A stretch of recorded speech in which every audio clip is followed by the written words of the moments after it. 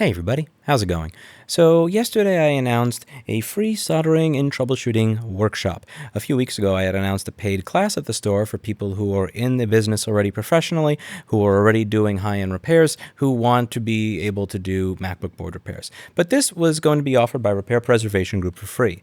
The idea is I wanted to be able to do free workshops where people can come in, and if they're having problems soldering something or figuring something out, maybe someone here or a member myself or a member of my staff could help them. And I wanted to announce that today we had the first one, and it actually went very well. We had 3 people show up. One person wanted to try taking apart a charger to see what was inside. Another person wanted help with an A1989 MacBook that was having charging issues. I went over it with him, and I showed him that, here's how you reflow a chip properly without messing up the stuff around it, but here's also what you're going to need to learn how to do. He's going to need to learn how to run a jumper under a board, how to use a knife around a trace to get rid of the enamel covering it so that he can solder a wire to it and then use that as a jumper to get under a BGA chip to where he needs to go. And someone else also needed just some assistance with their soldering, their through-hole soldering technique when messing with an Arduino or something like that.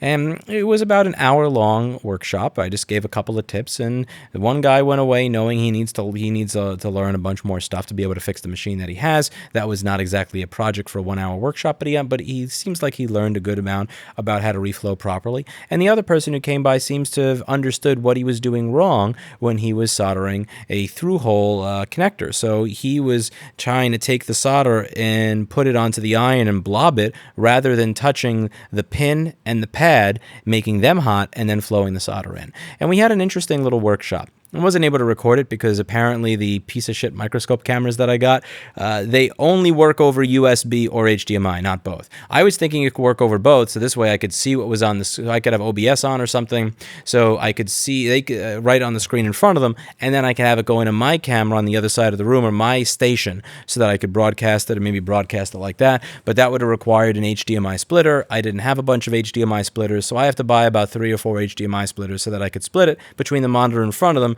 and my capture card. And also, I just kind of didn't want to record the first one. I figured if people know that they're live, it kind of changes the vibe of things a little bit, and they may be more nervous to ask questions or try things that they wouldn't if they know it's not being recorded. You may feel comfortable doing something that may be idiotic when you're in front of 1 or 2 people, not when you're in front of 1.6 million. Hopefully that's understandable to those of you who asked if I would record it. Again, people are... And it's difficult for me to actually get my own employees to want to appear on camera, much less people who are totally new to this. There's an element of shyness when you're talking to 1.6 million people. But otherwise, it went really well. I just wanted to say thank you to those who came. And also, I wanted to announce that I'm probably going to be doing more of these in the future. Even if it's not me doing them, maybe a member of my staff doing it. And if this does pick up enough steam, if there are enough people that do seem to be interested in the idea of having professional level repair people, again, not just volunteers, but professional level repair people who will help or give them advice in these short 1 or 2 hour sessions, then I might have Repair Preservation Group actually find a location for these, open a location, and then hire people full-time so that anytime someone wants to come in and get advice, they would be able to get advice on how to do advanced micro soldering, basic electronics troubleshooting, and things of that nature. It's one of the things that I have going around in my head. Again, the other project that I've been working on is this wiki at repair.wiki. People can post anything. Someone asked if it's MacBooks only. As you could see, people have printers, drones, televisions, tablets. All the only reason that I was showing MacBooks is because that's what I contributed. I still am looking to find more people to contribute to this, and I have been reaching out to people who are experts in the repair field, telling them that I'd be more than happy to pay you to contribute your troubleshooting information on the boards you work on. So far, I have not been successful in that. I would love to get people doing, Samsung or LG or iPhone board repairs to post their stuff to this, or people doing other types of repair or refurbishing.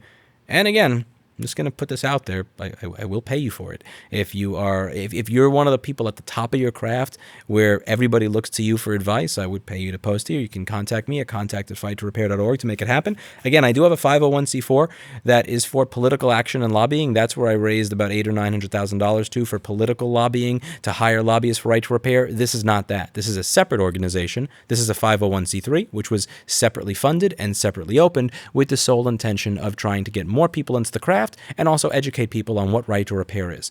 And one of the things I believe is that if you're going to have every right comes with an associated responsibility. Right to repair responsibility to show people how to do it right, and as well as teach people how to do this stuff. So I'm probably going to be doing more of these classes. Please do check my community page if you're interested. The community page should be youtube.com/user/Rossman Group/community. I will be posting to that when I have these. I'm also going to be posting them to meetup.com. You can check out meetup.com below. I will be posting them to meetup.com anytime I'm going to have these in-person workshops. Again, they're not as... It's not like a 5 or 7 hour class or anything like that where I go over every single little thing, but it's, a half hour, an hour, 2 hours here and there when I have the time for people to be able to bring in things and have us kind of give you advice. Sometimes you may get great advice. Sometimes you may bring in something where I have no advice for you, where you literally got what you paid for. Again, do keep in mind, this is free, but I enjoyed what it was that we did today, and I will probably be doing this more into the future. So please do stay tuned. If you are in the area and you have a question about soldering something, or you've been trying to solder something and you keep screwing it up, or there's a question you feel like you're missing something really stupid because nobody on none of the answers you've seen on forums really seem to answer your question, or you've tried following the advice in the forums but you can't figure out how to do it right, come by. Again, I can't guarantee that I will have an answer for you, but I will try. And I will post the days on the next time that I have availability for this. I thought it was really cool, and I'm going to see how far I can take this. I think that I think that there is a lot of hunger for this type of education where people could just come in and ask these questions. I know when I first started doing this for a living, I wish I could have got answers to basic questions. I was doing things wrong for like 2 or 3 years before I finally got it. And if I could have just gone to somebody that does this and said, what am I doing wrong?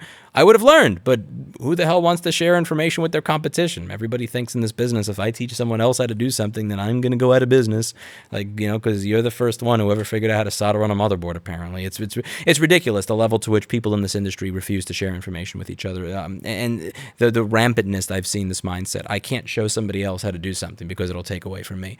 But I want to try to do this more often, and I think that if we do this more often and we do get more people coming through here who are talented, that maybe, just maybe, someday somebody's going to come through who's 10 times smarter than me, who's going to catch up to me, beat me 10 times over, which I'd love to see. And when they start fixing new devices, what I'm hoping is that they pay it forward. So stuff like this would have saved me so much time and so much heartache, so much nightmares, so many gray hairs, so much misery if I could have had stuff like this available when I started in this business, where there was just these nicely laid out troubleshooting guides that make it fairly simple to figure out a bunch of common problems. This would have made my life a lot easier. And what I'm hoping is that the people who learn how to solve a problem, whether it's just a basic soldering of a header that they were having problems with or some other advanced issue that they were having, if they figure out how to solve that problem here from someone who is willing to give them free advice in this type of workshop environment, that when they become expert technicians, they will pay it forward and contribute to resources like this. Because I think I'm trying to do this backwards. What I'm doing is I'm reaching out to technicians in the industry that were already brought up in an industry where nobody shares information with each other, and I'm asking them to share information. And I'm not getting that. I'm honestly, even when I offer them money, I'm not getting it.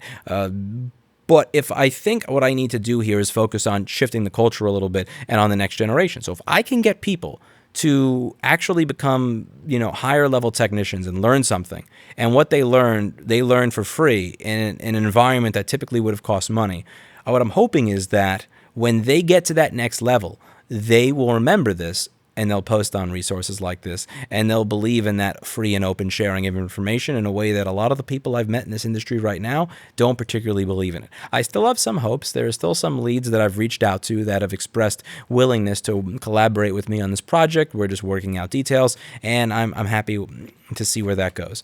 But in the meantime, just stay tuned on the community page and stay tuned on meetup.com. Again, I will include a link down below so that you can become informed the next time I have one of these if you do show interest. At this point in time, I have 2.5 stations. Hopefully tomorrow I'll have 3. Hopefully by the end of next week I'll have 4, so that I'll be able to host 3 to 4 people at a time anytime that I am doing this. But yeah, that's about it. It is a little limited in resources because, again, this is something that at this point in time is being offered for free, but it is but it was pretty cool to see what we were able to do today. So I'm going to stop rambling now. I'll see you all in the next video, and bye now.